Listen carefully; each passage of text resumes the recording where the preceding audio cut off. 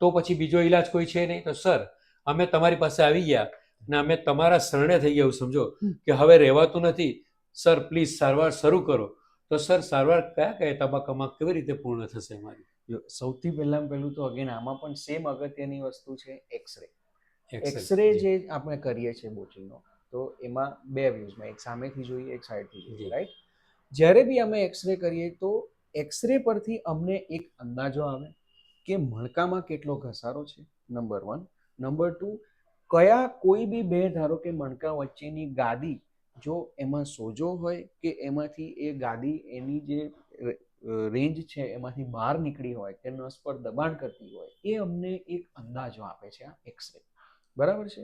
Initial ફેઝમાં કે first સ્ટેજમાં અમે યુઝ્યુઅલી દવા, ગરમ શેક, ટ્યુબ અને સાથે સાથે ફિઝિયોથેરાપી, આ 4 વસ્તુની જ્યારે સલાહ અમે આપીએ તો મેક્સિમમ ટાઈમ્સ 60-70% લોકોને આ બધી વસ્તુનો પ્રોબ્લેમ સોલ્વ થઈ જતો હોય છે. પણ ફિઝિયોથેરાપીમાં એવું છે કે તમે ફિઝિયોથેરાપી મેં તમને કીધું ફિઝિયોથેરાપી કરાવવાની છે, તમે અઠવાડિયું કરાવી, બહુ સારું થઈ ગયું, પણ પછી જો તમે એને ઘરે કન્ટિન્યુ ના કરો, ઘરે પોતે જો એક્સરસાઇઝીસ કન્ટિન્યુ ના કરો, તો એ થોડાક દિવસ પછી દુખાવો પાછો આવી જાય. તો લાસ્ટમાં શું થઈ શકે પછી?